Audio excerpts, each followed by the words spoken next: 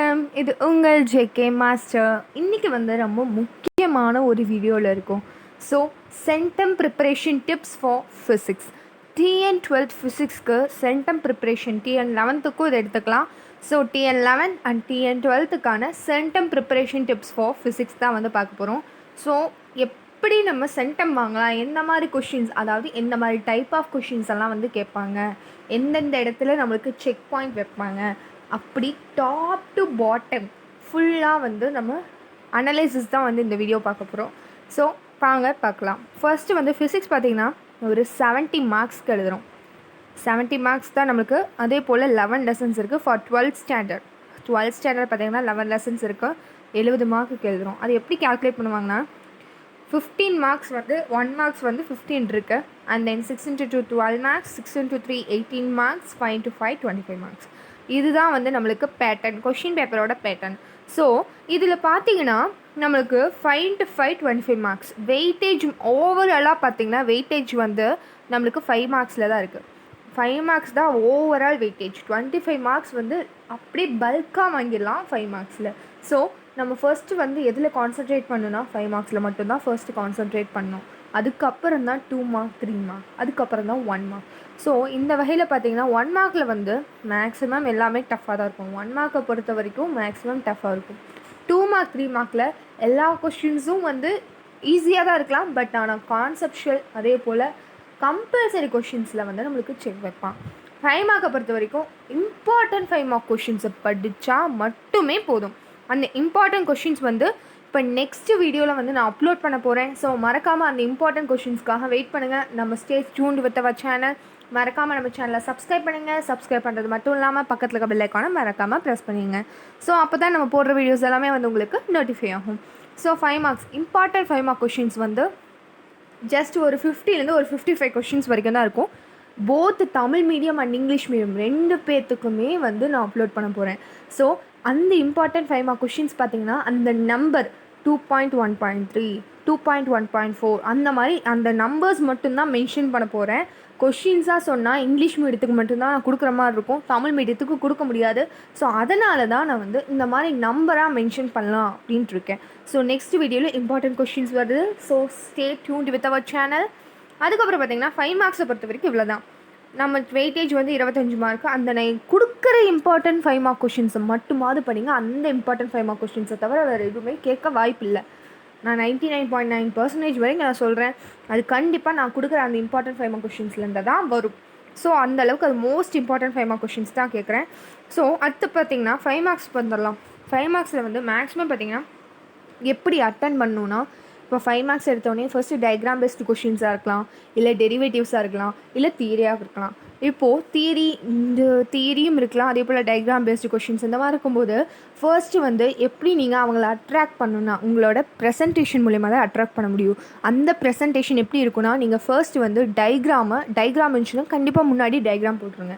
First எடுத்தோடனே diagram போட்டுடலாம், இதில் ஒரு தப்புமே கிடையாது. டயக்ராம் இருந்துச்சுன்னா டயக்ராம் போட்டுருங்க. அதுக்கப்புறம் டெரிவேஷன்ஸ் பார்த்திங்கன்னா டெரிவேஷன்ஸ் எல்லாம் நீங்கள் டாப் டு பாட்டம் ஒரு டெரிவேஷன் ஸ்டெப் தெரியலனாலும் பரவாயில்ல, அந்த லாஸ்ட் ஸ்டெப்பு நம்மளுக்கு ஃபைனலாக கரெக்டாக இருந்தால் போதும்.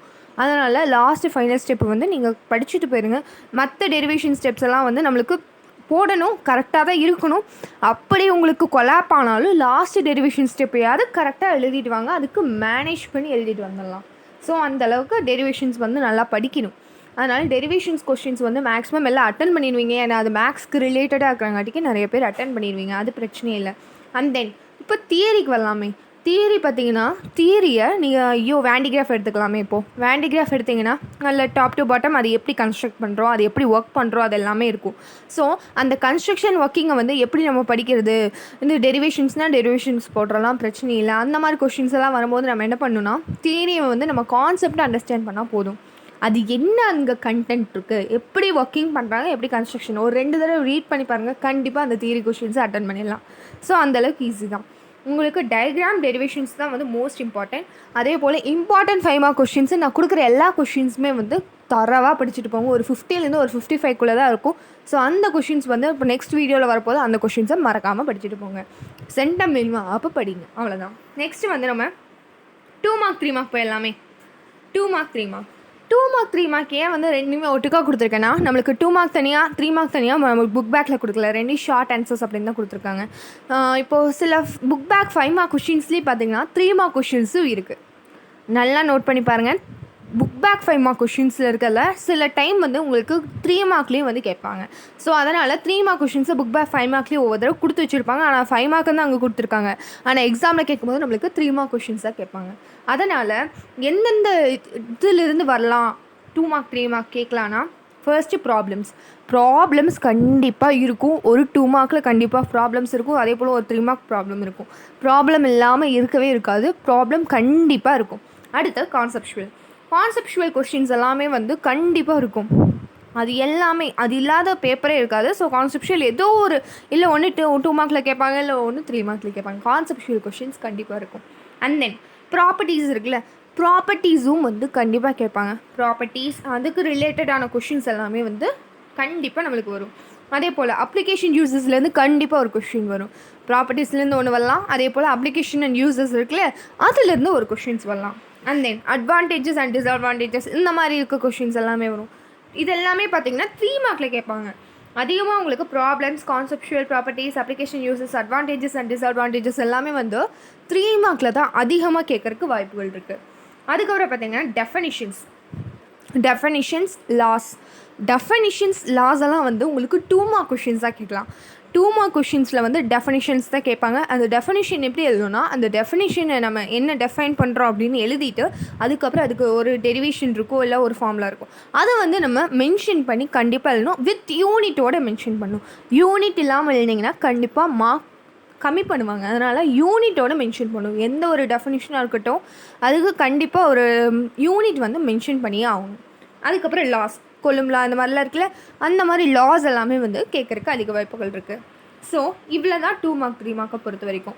2 மார்க் 3 மார்க்கை பொறுத்த வரைக்கும் problems, conceptual, properties, applications and users, advantages and disadvantages, definitions, laws. அவ்வளோதான். இதுதான் வந்து இது. ஆனால் இதில் ஒரு செக் பாயிண்ட் இருக்குது. என்ன தெரியுமா? கம்பல்சரி கொஷினில் கண்டிப்பாக மாட்டுவோம். எல்லாருமே மாட்டுவோம். நீங்கள் கம்பல்சரி இல்லாமல் கம்பல்சரி 2 மார்க் 3 மார்க் மட்டும்தான் வந்து இருக்கிறதுலே ரொம்ப கஷ்டம். அது கஷ்டம்தான். கண்டிப்பாக உங்களுக்கு புக் பேக்லேருந்து கேட்க மாட்டான். புக் பேக்கே வாய்ப்பு இல்லை. ஒன்று க்ரியேட்டிவ் கொஷினாக தான் இருக்கும். ஒன்று பார்த்தீங்கன்னா கான்செப்ஷுவலாக இருக்கலாம், இல்லைனா ப்ராப்ளமாக இருக்கலாம். சென்டம்க்கு எய்ம் பண்ணுறீங்கன்னா அப்போ கண்டிப்பாக நீங்கள் என்ன பண்ணணும், எல்லா ப்ராப்ளம்ஸும் பார்த்து தான் ஆகணும். சென்டம்க்கு எய்ம் பண்ணுறவங்க கண்டிப்பாக ப்ராப்ளம்ஸ் பார்க்கணும். இல்லை நான் ஒரு 70 80 அந்த மாதிரி வாங்கினா போதும், ஸோ 70க்கு பார்த்திங்கன்னா ஒரு நான் 50 அந்த மாதிரி வாங்கினா போதும் அப்படின்னு எய்ம் பண்ணுறவங்க எல்லோரும் ப்ராப்ளம்ஸ் பார்க்கணும். அதுவும் வந்து இம்பார்ட்டன்ட் ப்ராப்ளம்ஸ் எல்லாம் பார்க்கணும். இம்பார்ட்டன்ட் ப்ராப்ளம்ஸ் எல்லாமே வந்து நெக்ஸ்ட் வரப்போகிற வீடியோவில் இருக்குது. So stay tuned with our channel. மறக்காமல் நம்ம சேனலை சப்ஸ்கிரைப் பண்ணிக்கோங்க. சப்ஸ்கிரைப் பண்ணுறது மட்டும் இல்லாமல் பக்கத்தில் இருக்க பெல் ஐக்கானை மறக்காமல் கிளிக் பண்ணிக்கோங்க. இப்போது இந்த கம்பல்சரி கொஷின்ஸ் பார்த்திங்கன்னா 2 விதமாக பிரிக்கலாம். ஒன்று வந்து கான்செப்ஷுவல், இன்னொன்று வந்து ப்ராப்ளம். ஸோ கான்செப்ஷுவல் ரிலேட்டடாக வந்து 2 மார்க் 3 மார்க்கில் ஒன்று கான்செப்ஷுவல் கேட்பான் 2 மார்க்கில், இல்லைன்னா 3 மார்க்கில் வந்து ப்ராப்ளம் கேட்பான். அந்த மாதிரி தான் இருக்கும். ஸோ இல்லை ரெண்டுமே கான்செப்ஷுவலாக கேட்குறதுக்கு வாய்ப்புகள் இல்லை, அந்த மாதிரி தான் கேட்பாங்க. அப்படி கேட்கும்போது நீங்கள் கான்செப்ஷுவல் கொஷின்ஸும் வந்து புக் பேக்லேயும் படிக்கணும், அதே போல் புக்கிங்லேயும் வந்து படிக்கணும். புக்கிங்லேயே படிச்சிங்கன்னா மட்டும்தான் வந்து நல்ல மார்க்ஸ் ஸ்கோர் பண்ண முடியும். ஸோ அதனால் அது மட்டும் இல்லாமல் இப்போ இந்த நோட்ஸ் பாக்ஸஸ் எல்லாம் இருக்குது தெரியுமா, சின்ன சின்ன டப்பாலாம் கொடுத்து வச்சுருப்பாங்கல்ல, ஸோ அதிலிருந்தும் கேட்பாங்க. கண்டிப்பாக சின்ன சின்ன பாக்ஸஸ் ஏதாவது இருந்துச்சுன்னா டேபிள் இருக்கும், இல்லை அது ஒரு பாக்ஸஸ் இருக்கும், அந்த மாதிரி பாக்ஸஸில் இருக்கிற எல்லாமே வந்து கண்டிப்பாக கேட்பாங்க. ஸோ அது சும்மா தானே கொடுத்துருக்காங்க, அது எதுக்கு படிக்கணும்னு நினைக்கிறீங்க? ஆனால் அதுலேயும் வந்து கண்டென்ட் இருக்குது, அதுலேயும் வந்து கண்டிப்பாக கேட்பாங்க. ஸோ கான்செப்ஷுவல் எல்லாமே வந்து அந்த மாதிரி தான் கேட்டிருக்காங்க. இது வரைக்கும் கம்பல்சரி வந்து கான்செப்ஷுவல் ரிலேட்டட்னா அந்த பாக்ஸஸ் இருக்கிறது இந்த மாதிரி எல்லாமே தான் கேட்டிருக்காங்க. ஸோ அதனால் இந்த பாக்ஸஸ் இன்சைடு லெசன் பார்த்திங்கன்னா வித் ரெடியூஸ்டு போர்ஷன்ஸில் ஏதாவது பாக்ஸஸ் இருந்துச்சுன்னா அந்த பாக்ஸஸ் எல்லாமே வந்து தரவு பண்ணிக்கோங்க. அந்த பாக்ஸஸ்லேருந்து தரவு பண்ணிங்க, கண்டிப்பாக ஷியூராக 2 மார்க் கம்பல்சரி அட்டன் பண்ணிடலாம். 2 மார்க் 3 மார்க் கம்பல்சரி அட்டன் பண்ணிடலாம். அதே போல் 1 மார்க்கும் வந்து அட்டன் பண்ணிடலாம். நெக்ஸ்ட்டு வந்து நம்ம பார்க்க போகிறது 1 மார்க். 1 மார்க் தாங்க இருக்கிறதுலே ரொம்ப முக்கியம். நம்மளுக்கு சென்டம் வர தடுக்கிறதே எதுதான் 1 மார்க் தான் சொல்ல முடியும். ஸோ ஏன் 1 மார்க் அவ்வளோ இது அப்படிங்கிறீங்க? 1 மார்க் தானே, அதுக்கே இவ்வளோ பில்டப்பு அப்படிங்கிறீங்களா? ஸோ 1 மார்க்கில் தான் வந்து நம்மளுக்கு ஆப்பே வைப்பான். அப்படி என்னடா ஆப்பி வைக்கிறான்னா 15 மார்க்ஸ் வந்து 1 மார்க்ஸ். அதில் புக் பேக் எவ்வளோ கேட்பான்? 5லேருந்து ஒரு 6 வரைக்கும் தான் புக் பேக் கேட்பான். அப்போ புக்கின்னு பார்த்தீங்கன்னா ஒரு 10 கொஷினாவது புக்கின் இருக்கும். புக்கின்னா புக்குள்ளே இருக்காது, நீங்கள் அது டேரெக்டால இருக்காது, க்ரியேட்டிவாக கேட்பான். அது எப்படியெல்லாம் நம்ம அட்டன் பண்ணலாம், அந்த மாதிரி 1 மார்க் கேட்டால் எப்படிலாம் அட்டன் பண்ணலாம் அப்படிங்கிறத பற்றி நான் இங்கே சொல்கிறேன். இது மட்டும் இல்லாமல் நம்ம தனியாக அதுக்குன்னே 1 மார்க்ஸ்க்குன்னே தனியாக ஒரு வீடியோ போட போகிறோம். ஸோ அதுவும் வந்து கூடிய விரைவில் வரப்போகுது. ஸோ மறக்காமல் நம்ம சேனலோட ஸ்டே டியூன்டாக இருங்க. இப்போ இந்த 1 மார்க்ஸ் பார்த்தீங்கன்னா எப்படி அட்டன் பண்ணலாம் அப்படிங்கிறத பற்றி பார்க்கலாம். Creative 1 marks. அந்த க்ரியேட்டிவ் 1 மார்க்ஸ் எதுலேருந்து கேட்பாங்க அப்படின்னா, இப்போது ஏதாவது ஒரு யூசர்ஸ் இருக்கும்ல, அந்த யூசர்ஸ்லேருந்து கேட்கலாம். நான் சொன்ன மாதிரி சின்ன சின்ன டப்பாக்கள்லாம் இருக்குல்ல, அந்தந்த டப்பாக்களில் இருக்கிறது எல்லாமே கேட்கலாம். அப்புறம் ப்ராப்பர்ட்டிஸ் ஏதாவது இருக்கும், அந்த ப்ராப்பர்ட்டிஸ்லேருந்து கண்டிப்பாக கேட்பாங்க. அதே போல் நோட்ஸ் பாக்ஸ், அதான் நான் சொன்னேன், சின்ன சின்ன டப்பா இருக்கும், நோட்ஸுன்னு போட்டு கொடுத்துருப்பான், குறிப்பு அப்படின்னு சொல்லிட்டு சின்ன சின்ன டப்பாக்கள்லாம் இருக்கும். அந்த பெட்டிகளில் இருக்கிற எல்லாமே வந்து கேட்குறதுக்கு அதிக வாய்ப்புகள் இருக்குது. அதிலிருந்து 1 மார்க்ஸ் வரலாம். அதுக்கப்புறம் டெரிவேஷன் பண்ணுறோம்ல, இப்போ 5 மார்க்காக படிக்கிறீங்களா டெரிவேஷன்ஸ், அந்த மாதிரி டெரிவேஷன்ஸில் அந்த லாஸ்ட் ஸ்டெப் இருக்குது தெரியுமா, கடைசியாக ஒரு டெரிவேஷன், அதாவது லாஸ்ட்டு டெரிவேட்டிவ் ஸ்டெப் ஒன்று இருக்கும், அந்த ஸ்டெப்பை வச்சு நீங்கள் சம்ஸ் போடுற மாதிரி கேட்கலாம். அந்த மாதிரி நிறையா விஷயங்கள் கேட்கலாம். ப்ராப்ளம்ஸும் இன்க்ளூட் பண்ணுவாங்க, ப்ராப்ளம்ஸ்லேருந்தும் கேட்பாங்க. 1 மார்க்ஸை பொறுத்த வரைக்கும் இப்போ நீங்கள் எக்ஸாம்பிள் ஃபார் ப்ராப்ளம்ஸ் எல்லாம் வந்து புக்கில் இருக்குல்ல, அந்த எக்ஸாம்பிள் ப்ராப்ளம்ஸை 1 மார்க்காகவும் கேட்குறதுக்கு அதிக வாய்ப்புகள் இருக்குது. ஸோ அதனால் கொஞ்சம் அந்த தியரி, அந்த ஸ்டெப்ஸ் எல்லாம், அந்த நோட் பாக்ஸ் படிக்கணும், அதே போல் யூசஸ் படிக்கணும், ப்ராப்பர்ட்டிஸ் இதெல்லாம் படிச்சிங்கனாலே ஆட்டோமேட்டிக்காக நீங்கள் 2 மார்க் 3 மார்க்கும் அட்டன் பண்ணிடுவீங்க. அதே போல் கான்செப்ஷுவலாக அட்டன் பண்ணிடுவீங்க, கம்பல்சரி அட்டன் பண்ணிடுவீங்க, 1 மார்க்கும் அட்டன் பண்ணிடலாம். ஸோ அதுக்காக தான் இந்த யூசஸ், ப்ராப்பர்ட்டிஸ், அந்த நோட்ஸ் பாக்ஸ் சொன்னேன்ல, அது எல்லாமே ரொம்ப முக்கியமான ஒன்று. அது மட்டும் இல்லாமல் டெரிவேஷன்ஸில் லாஸ்ட் ஸ்டெப். அதுக்கப்புறம் பார்த்தீங்கன்னா ப்ராப்ளம்ஸும் வந்து ப்ராப்ளம்ஸ்லேருந்து கண்டிப்பாக கேட்பாங்க. ஸோ இவ்வளோ தான் வந்து க்ரியேட்டிவ் 1 மார்க்ஸில் கேட்குறக்கு அதிக வாய்ப்புகள். ஸோ இந்த மாதிரி ரிலேட்டடாக கேட்டுட்டு வராங்க. ப்ராப்ளம்ஸ்லேருந்தும் கண்டிப்பாக கொஷின் கேட்பாங்க. ப்ராப்ளமாக கொஷின் வந்து ப்ராப்ளம்னு நம்மளுக்கு கொடுக்க மாட்டாங்க. 1 மார்க்ஸில் வந்து வேல்யூஸ் எல்லாம் கொடுத்துட்டு இந்த மாதிரி இதில் ஃபாலோ பண்ணுங்கள் அப்படின்னு சொல்லிவிட்டு அந்த மாதிரி ப்ராப்ளமாக கேட்பாங்க. அந்த மாதிரி அட்டன் பண்ணணும். நெக்ஸ்ட்டு பார்த்தீங்கன்னா, இப்போ சென்டம் எடுக்கணும் அப்படிங்கிறவங்களுக்கு ஒரு பெஸ்ட்டு டிப் சொல்கிறேனே. ஃபஸ்ட்டு வந்து 5 மார்க்ஸை ஃபர்ஸ்ட்டு கவர் பண்ணிடுங்க.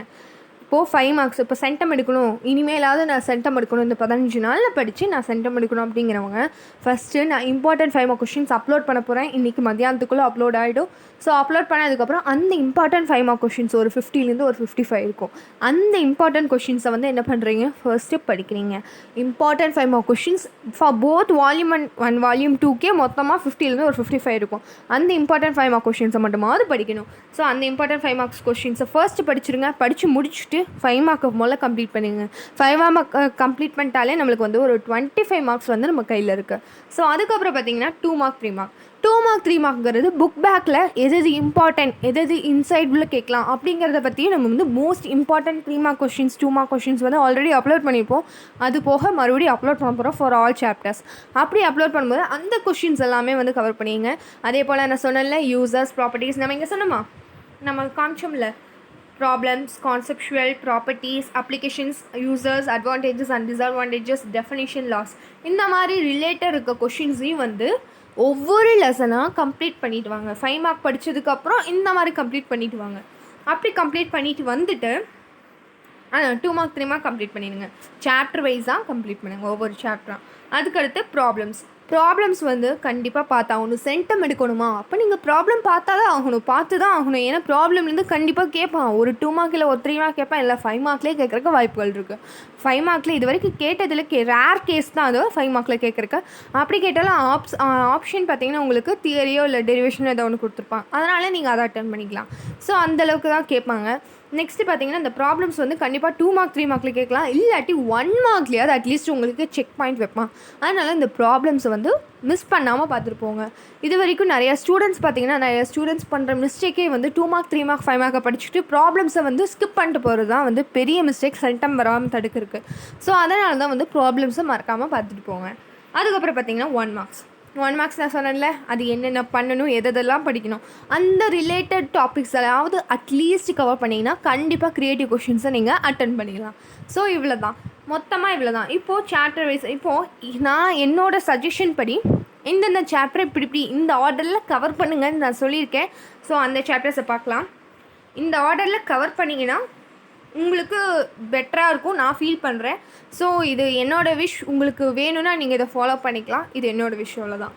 சாப்டர் 11 ஃபஸ்ட்டு கம்ப்ளீட் பண்ணுங்கள். ஏன் சாப்டர் 11 நான் சொல்கிறேன்னா, சாப்டர் 11 வந்து நம்மளுக்கு மேபி கேட்கலாம்.